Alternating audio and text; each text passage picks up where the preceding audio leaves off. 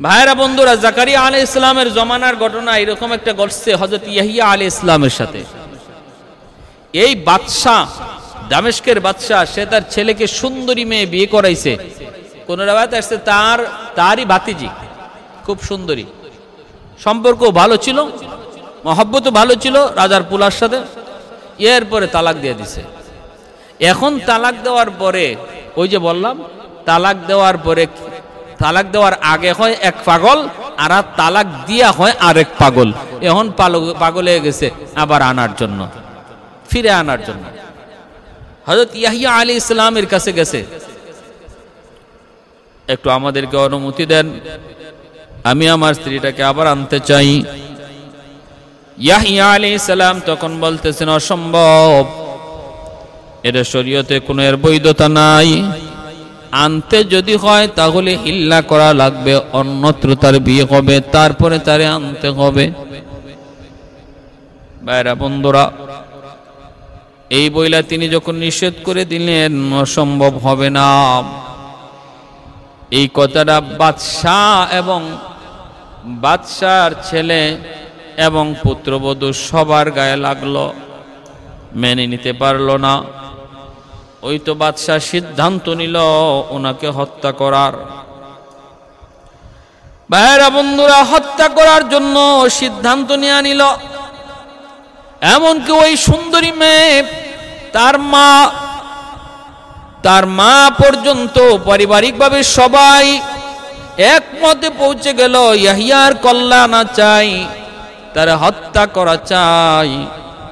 হত্যা করার জন্য তারা নির্দেশ দিল, জল্লাদ রাখলো। ভাইরা বন্ধুরা, এইগুলো একটা কারণ। আর একটা রাওয়ায়াতের মধ্যে এসেছে ওই বাদশাহ, সে একটা বাদশাহ নিজেই একজন সুন্দরী নারী বিয়ে করলো, যেই নারীটার আরেকটা বিয়ে হয়েছিল, আর ওই আগের স্বামীর তরফের একটা সুন্দরী মেয়ে আছে। এবার দেখা গেল রানী সে তার দ্বিতীয় যে রাজার কাছে বিয়ে বসছে, এই রাজার কাছে তার আগের তরফের মেয়েটারও বিয়া দিতে চায়। নিজেও স্ত্রী হইছে, আগের তরফের মেয়েটারও নিজের স্বামীর কাছে বিয়া দিতে চায়, সতীন বানাইতে চায়। ইয়াহিয়া আলাইহিস সালাম চরম বাধা দিলেন। তিনি বলেন এটা অন্যায়, এটা হারাম। খেপে গেল, রানীও খেপে গেল। বিশাল একটা অনুষ্ঠানের ভিতরে বাদশাহ যায় হাজির। ওই বাদশাহ রানীর আচরণে খুশি হয়ে রানীকে বলল, তুমি যা চাইবা আমি তোমাকে তাই দেব। রানী তখন বলতেছে, আমি জাকারিয়ার পুত্র ইয়াহিয়ার রক্ত চাই। বাদশাহ বলতেছে, এটা ছাড়া অন্য কিছু বলো, এটা ঠিক হবে না। বলে, না, এটা ছাড়া আমার আর কিছু না, এটাই আমি চাই। তাহলে বাদশাহ বলল, ঠিক আছে, তাহলে এটাই হবে। এগুলো এক রাওয়ায়াত। তখনই জল্লাদ নিযুক্ত করলো ইয়াহিয়া আলাইহিস সালামকে হত্যা করার জন্য। ভাইরা বন্ধুরা,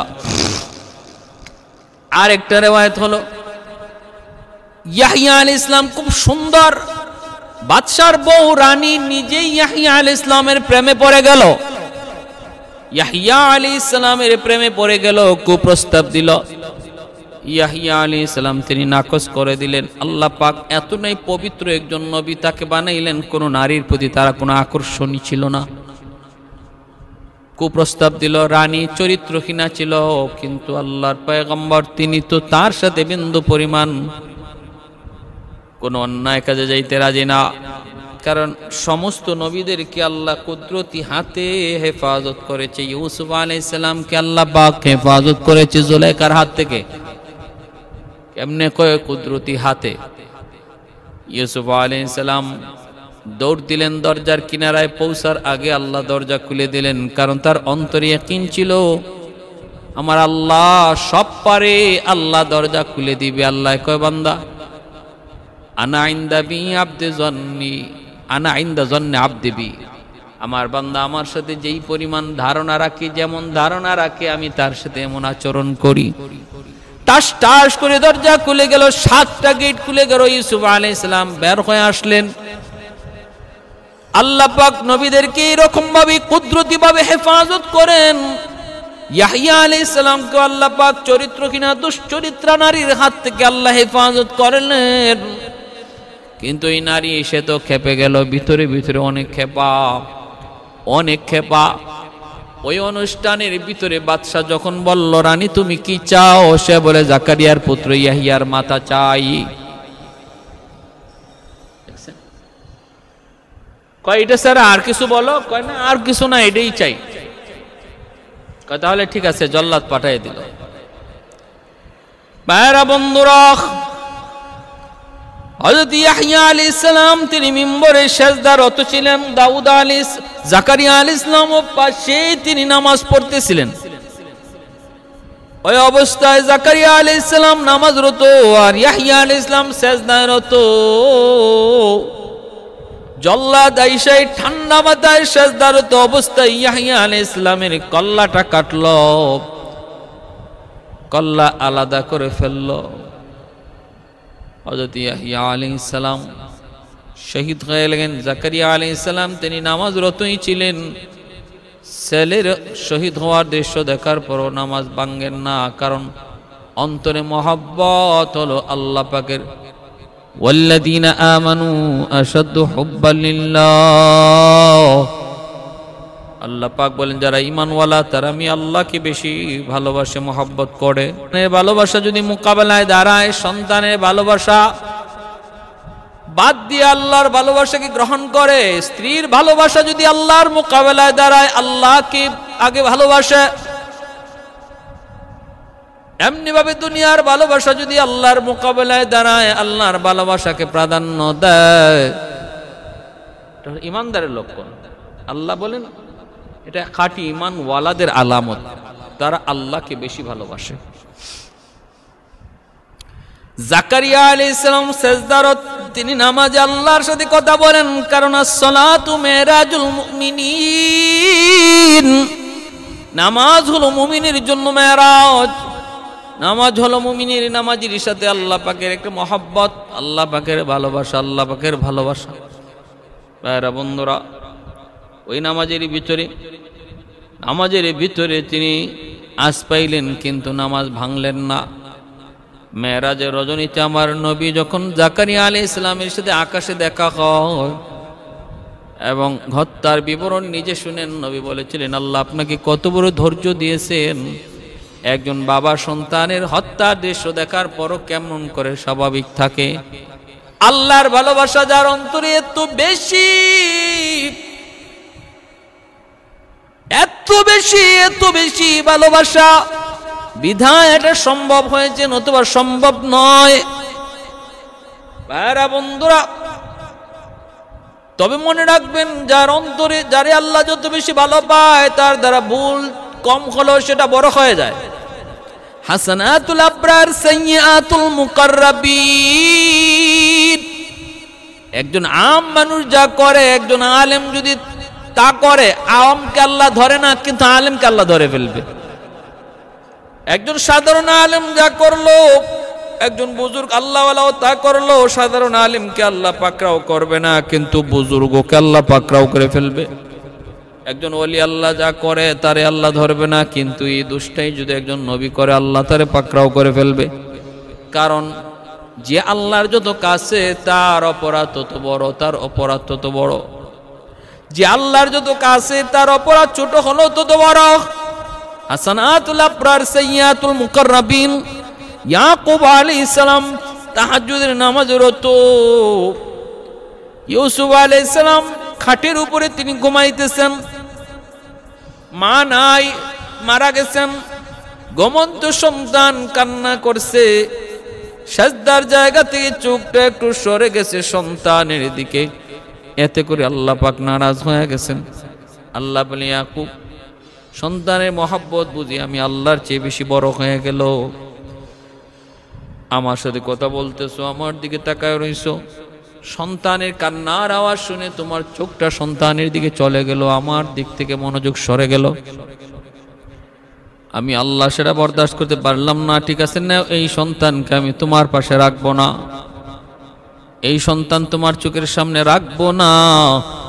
সন্তানকে তোমার চোখের আড়াল করে রাখবো, আর যেই চোখ তুমি সরাইছিলে আমার সাথে আমার দিকে তাকানো থেকে, এই চোখ আমি অন্ধ বানায় দেব। এজন্য সারাটা জীবন ইউসুফ আলাইহিস সালাম ইয়াকুব আলাইহিস সালামের চোখের আড়ালে ছিলেন। ইউসুফ আলাইহিস সালাম মিশরের প্রধানমন্ত্রী হলেন, তবু বাবাকে খবর দেন না, বাবা আমি ইউসুফ বেঁচে আছি। মিশরের কারাগারে জুলেখার ঘরে ইউসুফ বাবাকে খবর দিতে পারতেন, বাবা আমি ইউসুফ বেঁচে আছি, কিন্তু কোন হিকমতের কারণে ইনি খবর দেন না, এটা আল্লাহ পাকের নিষেধ ছিল, আল্লাহ পাকের নিষেধ। ভাইরা বন্ধুরা, জন্য বলতেছিলাম, এরে আল্লাহর গোলাম মনে রাখবা, নামাজ পড়তেছো, আল্লাহর হুকুম মানতেছো, দেখবা তোমার আমার উপরে মুসিবত আসবে বেশি। আরেকজনে নামাজ পড়ে না, রোজা রাখে না, হালাল হারাম মানে না, ওর উপরে পরীক্ষা কম, মুসিবত কম। তোমার আমার যদি একটু ভুল হয়, আল্লাহ পাক সাথে সাথে ভুল শুধরায় দিবে। কিছু বিপদ দিয়া মুসিবত দিয়া আল্লাহ পাক সাথে সাথে ভুল শুধরায় দিবে, কারণ আল্লাহ তোমারে আমারে ভালোবাসে, মহব্বত করে। আর অত বেলাইনে আছে, বেফতে আছে, ওর পথে ও চলতেছে, এজন্য ওরে আল্লাহ ধরেও না, ওরে আল্লাহ কিছু পরীক্ষাও করে না, কারণ ওর আখেরাত বরবাদ, ওর আখেরাত বরবাদ। যার আখেরাত আলোকিত, তার দুনিয়ার ভিতরে বিপদ মুসিবত পরীক্ষা তত বেশি। এজন্য অমুসলিমদের, বেঈমানদের, কাফের কুফফারদের, পাপিষ্ঠদের, ফাসিক ফুজ্জারদের জৌলসতা আনন্দ উল্লাস দেখে কষ্ট পাওয়ার কোনো কারণ নাই, কারণ ওদের আখেরাত বরবাদ। এজন্য আল্লাহ তাদেরকে দুনিয়া দেয়া দিছে। আর যার জন্য আখেরাত আল্লাহ রাখছে, তারে আল্লাহ দুনিয়াতে কষ্ট, পরীক্ষা নিরীক্ষা, আপদ বিপদ মুসিবত, অভাব অনটন দিয়ে আল্লাহ রাখছে, অভাব অনটন দিয়ে রাখছে। অতএব ধৈর্য হারা হওয়ার কিছুই নেই। وَلَنَبْلُوَنَّكُمْ بِشَيْءٍ مِّنَ الْخَوْفِ وَالْجُوعِ وَنَقْصٍ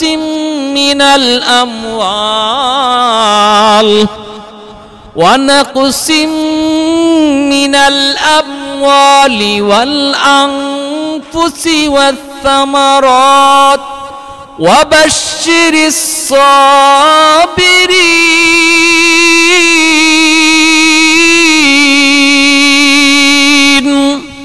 আল্লাহ পাক রব্বুল আলামিন কয়, আমি খোদা দিয়ে অভাব দিয়া, কখনো তোমাদের উপরে মুসিবত দিয়া, জানমালের ক্ষতি করায়া, ফসলাদির ক্ষতি করায়া তোমাদের ইমানের পরীক্ষা নেব। যারা সবর করবা তাদের জন্য রয়েছে পুরস্কার, তাদের জন্য আমি আল্লাহর পক্ষ থেকে পুরস্কার। ভাইরা বন্ধুরা, জন্য বলতেছিলাম, জাকারিয়া আলাইহিস সালাম আল্লাহর নবীর কাছে বলছেন, মেরাজের রজনীতে মায়ার নবীর সাথে দেখা হয়েছে। ইয়াহইয়া আলাইহিস সালামের মাথাকে কর্তন করা হলো। এই খণ্ডিত মাথা, ওই যে ভাইরা বন্ধুরা, যেই মেয়ে 3 রাওয়ায়াতের কথা বললাম, প্রথম রাওয়ায়াতের কথা শুনেন। খণ্ডিত মস্তকটা যখন নিয়ে যাওয়া হলো, ওই রাজার ছেলের বউ, পুত্রবধূ, তার কাছে নিয়ে যখন দিল, নেও মাথা নেও, তোমাকে আবার বিবাহ করার ক্ষেত্রে যে বলছিল হালাল না, হিল্লা করা লাগবে, তার মাথা লইয়া যাও। কার? কই ইয়াহইয়ার। আমার ভাইরা কিতাবের ভিতরে লিখেন, ইয়াহইয়া আলাইহিস সালামের কর্তিত মাথা থেকে ও তখন আওয়াজ বের হইতেছিল, হালাল নয়, বৈধ নয়, অবৈধ। হিল্লা ছাড়া অন্যত্র বিয়ে বসা ছাড়া আবার বিয়ে করা হারাম, বৈধ নয়, অবৈধ। কর্তিত মাথা থেকে আওয়াজ বের হয়, সাথে সাথে একটা পাত্রের মধ্যে ডেকে ফেলে। এই ঢাকা পাত্রটা লইয়া যখন ওই পুত্রবধূ, ওই রাজার ছেলের বউ নিজের কাছে রাখলো, মেয়ে মার কাছে লইয়া গেল। মার কাছে নেওয়া মাত্রই মারে দেখাইতেছে, মায়ও দেখতেছে, মাথা থেকে আওয়াজ বের হইতেছে, হারাম হারাম হারাম আওয়াজ বের হইতেছে, কর্তিত মাথা থেকে হারাম হারাম। ভয় পেয়ে গেছে। সাথে সাথে মায় দেখে এই রানী, এই রাজকুমারের বউ পা জমিনের ভিতরে দেবে গেছে। হায় হায়, পা দেবে গেছে। একটু পরেই দেখা গেল কোমর পর্যন্ত মাটিতে দাপতেছে। এরপরে দেখা যায় বুক পর্যন্ত দাপতেছে। মেয়ে চিল্লাইতেছে, মা আমারে বাঁচাও, মা আমারে বাঁচাও।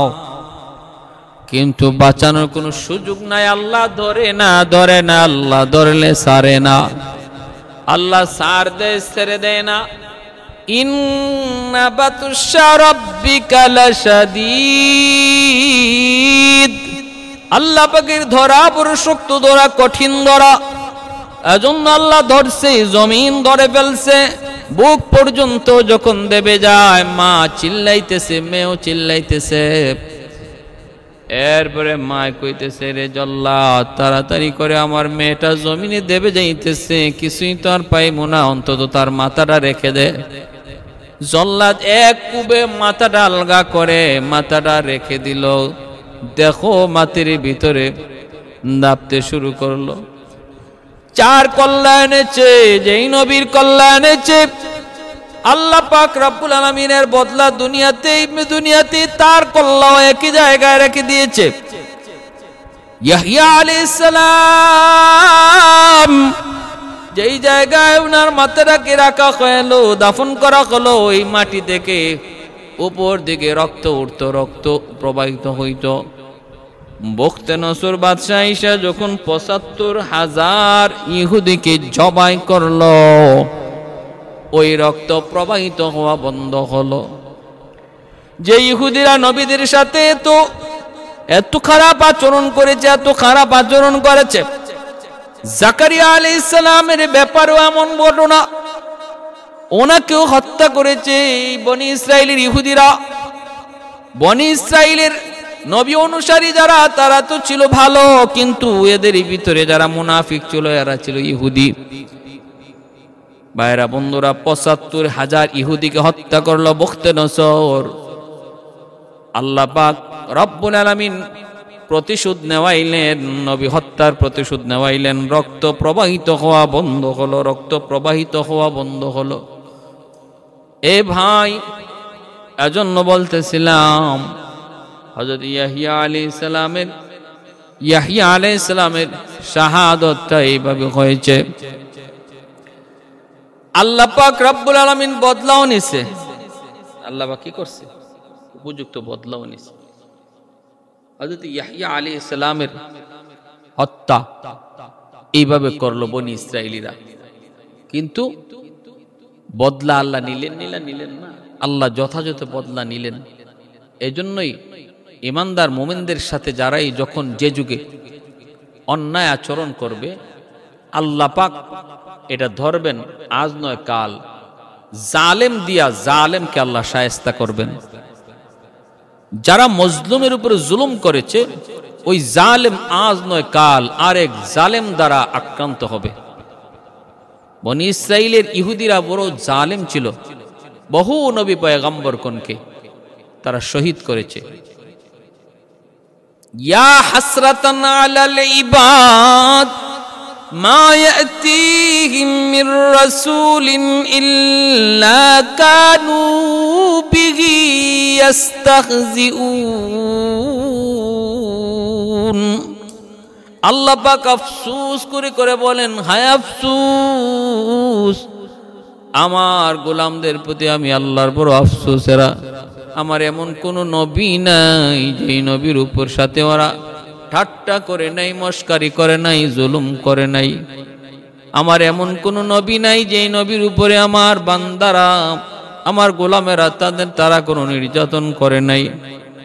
সকল নবীর উপরই তার উম্মতেরা, নূহ নবীর উপরে এত বৃষ্টির মতো পাথর ছিটাইতো, বৃষ্টির মতো স্তূপের নিচে পড়ে যেতেন আল্লাহর পয়গম্বর নূহ।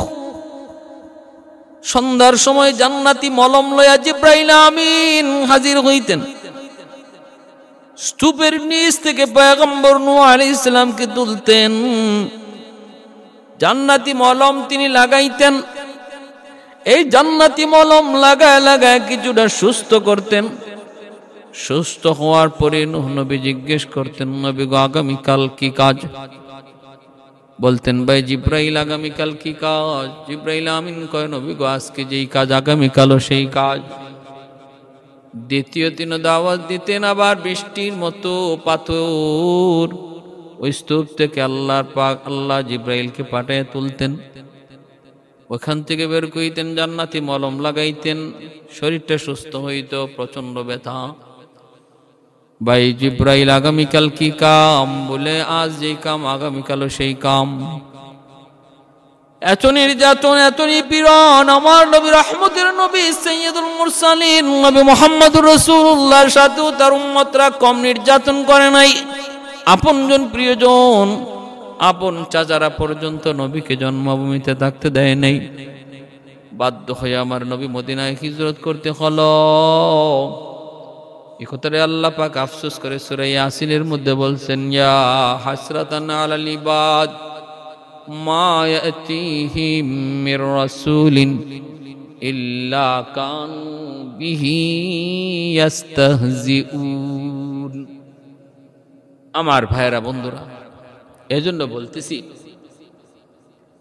যে ওলি আল্লাহদের সাথে, নবী পয়গম্বরগণের সাথে বেয়াদবি কইরা কখনো কেউ কোনোদিন ছাড় পায় নাই। হয়তো সাময়িক কিছু সুযোগ পাইছে, আজ নয় কাল আল্লাহ তারে ধরছেন। মান আদালি ওয়ালিয়ান ফাকাদ আযানতুহু বিল হারব। হাদিসে কুদসি আল্লাহ নিজে বলেন, আমার ওলির সাথে যারা দুশমনি করে, আমার ওলি আল্লাহদের সাথে যারা দুশমনি করে, আমার নবী পয়গম্বরগণের সাথে যারা দুশমনি করে, এখানে ওলি বলতে আল্লাহর বন্ধু, আল্লাহর প্রিয় বান্দা। আল্লাহ বুঝাইছেন, আমার প্রিয় বান্দাদের সাথে যারা দুশমনি করে আমি তাদের সাথে যুদ্ধ ঘোষণা করি। নবীদের সাথে দুশমনি আল্লাহর সাথে যুদ্ধ ঘোষণার শামিল। ওলি আল্লাহদের সাথে দুশমনি আল্লাহর সাথে যুদ্ধ ঘোষণার শামিল। উলামায়ে কেরামের সাথে দুশমনি আল্লাহর সাথে যুদ্ধ ঘোষণা করার শামিল। এজন্য সাবধান, মসজিদের ইমাম, মুয়াজ্জিন, মাদ্রাসার ছাত্র, উস্তাদ, সমাজের উলামায়ে কেরাম, তাদেরকে শ্রদ্ধা করব, সম্মান করব, ইজ্জত দিব। ওলি আল্লাহদেরকে তাজিম করে কথা বলবো, উলামায়ে কেরামের সাথে মহব্বত রাখবো। মনে রাখবা, যদি দুশমনি করি, দেখেন যত অন্যায় করেছে আল্লাহ ধরছে, ধরে নাই তা না। সেই জালেম সম্প্রদায় দামেস্কের বাদশার পরিবার, তারা গোটা পরিবারটা ধ্বংস হয়ে গেছে। হ্যাঁ, গোটা পরিবারকে আল্লাহ ধ্বংস করে দিছে। হযরত ইয়াহইয়া আলাইহিস সালামের হত্যার প্রতিশোধ নিতে যায়, জাকারিয়া আলাইহিস সালামের হত্যার প্রতিশোধ নিতে যায়, গোটা পরিবারকে, রাজ পরিবার আল্লাহ ধ্বংস করে দিছে। প্রিয় হাজিরিন, এজন্য শুধু তা নয়, তা পরিবার নয়, যারা সমর্থন করেছিল ইহুদি, তাদের উপরও একের পর এক গজব আর আযাব আসছেই। এক বুখতে নসর জালেমের দ্বারাই আল্লাহ ৭৫,০০০ ইহুদিকে একদিনে খতম করাই দিছে। প্রিয় হাজিরিন, এজন্য কেউ বুকে এই ধরনের দুঃসাহস দেখানোর চিন্তা কেউ না করি যে আমি পার পেয়ে যাব, আমার উপরে কেউ নাই, আমার ধরার কেউ নাই। মনে রাখবা, প্রত্যেক উপরের উপরও উপর আছে, প্রত্যেক উপরওয়ালার উপরও উপরওয়ালা আছে। দুনিয়ার তোমার যেখানে উপরওয়ালা শেষ, সেখানে উলামায়ে কেরামের শুরু। উলামায়ে কেরামের শুরু। তোমার যেখানে ফোন করা শেষ, সেখান থেকে উলামায়ে কেরামের ফোন করা শুরু হয় মাত্র। এজন্য ওলি আল্লাহদের সাথে দুশমনি করা থেকে আল্লাহ আমাদের হেফাজত করুন, তাদের অন্তর ভালোবাসা অন্তরে রাখার তৌফিক দান করুন। আমিন। আখির দাওয়ানা আনিল হামদুলিল্লাহি রাব্বিল আলামিন।